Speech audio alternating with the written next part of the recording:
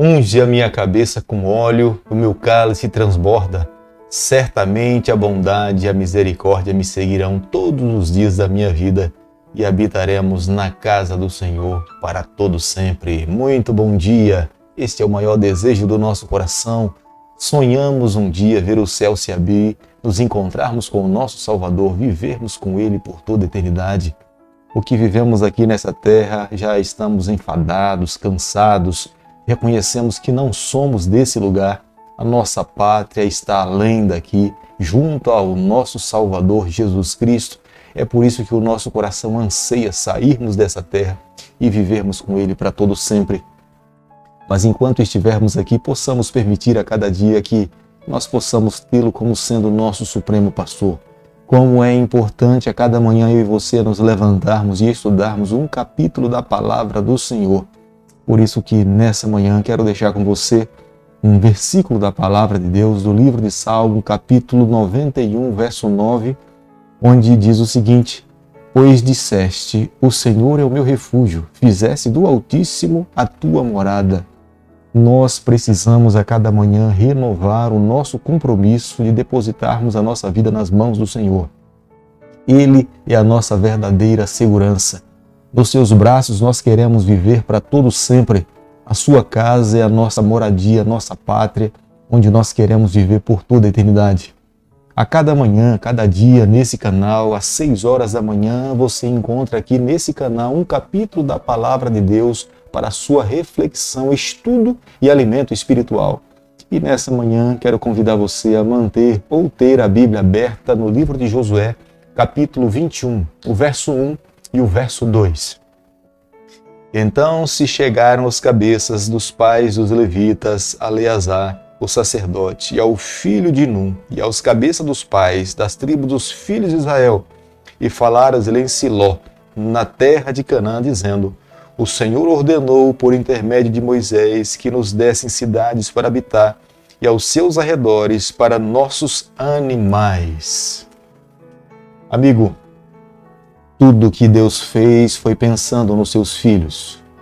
O objetivo de Deus em estabelecer a cidade de refúgio era para que a nação e os filhos de Israel pudessem se refugiar e entender que há um Deus de amor, de misericórdia, compassivo, misericordioso, que quer salvar os seus filhos. Quando Deus permitiu que eles entrassem na terra prometida, o objetivo de Deus era reforçar na mente daquele povo que eles poderiam crer e confiar na aliança que eles tinham assumido com o seu Deus. Porque o Deus que eles estavam servindo era um Deus de palavra, era um Deus que de fato cumpria com a sua aliança. Os levitas sabiam perfeitamente que eles não teriam herança. Deus já tinha dito a Moisés, como a Josué, que a herança deles seria o próprio Senhor. Mas Deus tinha prometido para eles algumas cidades. Essas cidades tinham o objetivo de atender aos israelitas, de atender o povo de Deus. Deus queria que a tribo de Levita incessantemente trabalhasse na sua obra, no seu ministério, com o objetivo de salvar pessoas, de preparar pessoas para o reino dos céus. Essas cidades de refúgio, quando alguém fugia para uma dessas cidades e refugiava nela, os levitas tinham nas mãos a responsabilidade de orientar essas pessoas, ensinar a palavra de Deus para essas pessoas, levá-las a reconhecer os seus pecados, os seus erros, se arrepender da velha vida e se colocar completamente nas mãos do Senhor. Era dali daquelas cidades de refúgio que eles viajavam para o santuário, onde ministravam diante de Deus, onde trabalhavam para o Senhor. E nessas cidades eles iriam viver com as suas famílias, com seus filhos e com todos os bens que eles pudessem receber. Sabemos perfeitamente através da palavra de Deus que os levitas eles não receberam terras, mas eles receberam cidades. Essas cidades tinham o objetivo deles viverem com as suas famílias, onde cada israelita deveria sustentá-lo com os seus dízimos e as suas ofertas. Mas a única e exclusiva responsabilidade desses levitas era trabalhar para o Senhor. O coração de Deus estava voltado para os seus filhos. Queria que a sua palavra pudesse ser ensinada ao seu povo. Deus precisava que alguém incessantemente pudesse inculcar no coração da nação de Israel quem era Deus. O próprio Deus tinha como objetivo de montar o plano da salvação através do santuário, levá-los a entender que no futuro Jesus Cristo viria em carne e osso, morrer na cruz do Calvário para redimir aqueles que crescem em Jesus para receber a salvação. Jesus seria o Cordeiro de Deus enviado a essa terra em figura humana, em carne e osso, para nos dar o direito, para que possamos entender o plano de Deus para uma vida eterna junto ao lado dele. E os levitas tinham nas mãos essa responsabilidade. Eles tinham animais, mas eles não receberam terras a não ser 900 metros fora da cidade.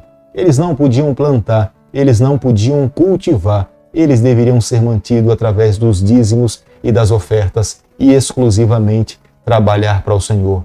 O que Deus queria é que eles pudessem servir a nação de Israel, seriam servos para orientar e ministrar diante de Deus e levar aquele povo a entender que Deus esperava que eles pudessem viver uma vida de fidelidade. Capítulo 21 do livro de Josué, o verso 4, a Bíblia diz que a sorte caiu sobre a tribo dos coatitas. Os 3 filhos de Levi eram Coate, Gerson e Merari. É provável que as 48 cidades que foram destinadas para os levitas, elas tenham se dividido em 4 lotes. Nesse caso, os coatitas eles foram considerados como sendo sacerdotes da linhagem de Arão e os outros 2 não. Capítulo 21 do livro de Josué, o verso 9, é interessante atentar para um detalhe, porque todas as cidades que os sacerdotes e os levitas receberam, elas estavam praticamente localizadas dentro da tribo de Judá. Quando aconteceu a rebelião contra o rei Jeroboão, eles já tinham vantagem porque eles estavam morando dentro do território da tribo de Judá. E é impressionante porque o nosso Salvador Jesus Cristo, quando esteve aqui nessa terra, ele escolheu morar, viver dentro da cidade de Jerusalém. Ele escolheu o nome da cidade de Jerusalém como sendo a sua cidade amada, a cidade pela qual leva o nome da cidade celestial, que um dia descerá dos céus para que todos os salvos, os justos, possam entrar na cidade de Jerusalém e viver com o Senhor para todo sempre. A tribo de Gibeão tiveram que servir no templo. Mas a tribo dos coatitas, que era da linhagem de Levi, eles tiveram uma responsabilidade maior. Eles cantavam, eram os cantores do templo. Eles também tinham a responsabilidade de manter, cuidar dos utensílios que estavam dentro do santuário. Josué capítulo 21, verso 41, a Bíblia fala que 48 cidades foram dadas para os levitas. Eles, na verdade, tinham responsabilidade sublime. Eles deveriam elevar o nível de santidade entre o povo de Deus. Eram eles responsáveis para ensinar a palavra do Senhor. Eles não só orientavam as famílias, mas eles também orientavam os jovens, os adolescentes, as crianças. Aqueles que eram trazidos como cativo de terras estranhas, de outras nações vencidas, eles tinham nas mãos a responsabilidade de mostrar o caminho da salvação para essas pessoas. Aqueles que estavam envolvidos na lama do pecado, os levitas também tinham nas mãos a responsabilidade de orientá-los. Eles tinham nas mãos a lei de Deus, as orientações deixadas por Moisés, os 5 primeiros livros da Bíblia. E eles eram aqueles que mais conheciam da palavra do Senhor, porque as tinham nas mãos e Deus os responsabilizou para que eles pudessem ensinar o seu povo as verdades que deveriam conduzir a vida de todo ser humano que estivesse sobre a face dessa terra. Nesse período em que a cidade dos levitas foram distribuídas entre eles, os israelitas gozavam de paz nos 4 cantos da terra. As grandes potências que ameaçavam o povo de Deus tinham sido destruídas por completo. Pequenos povos, pequenas tribos eram mantidas ao redor, mas não era mais uma ameaça para o povo de Deus. Agora, eles poderiam se voltar, ir a Siló, adorar ao Senhor, se encontrar com o seu Deus. Era a oportunidade que cada um poderia levar os frutos da terra, os seus dízimos, as suas ofertas, para a manutenção do ministério, como reconhecimento da bondade, da grandeza de Deus sobre as suas vidas. Querido amigo, nessa manhã, ao concluirmos o capítulo 21 do livro de Josué, eu e você, nós precisamos chegar às seguintes conclusões. Deus chamou especificamente o seu povo com um objetivo especial. Deus queria que cada israelita se tornasse um missionário.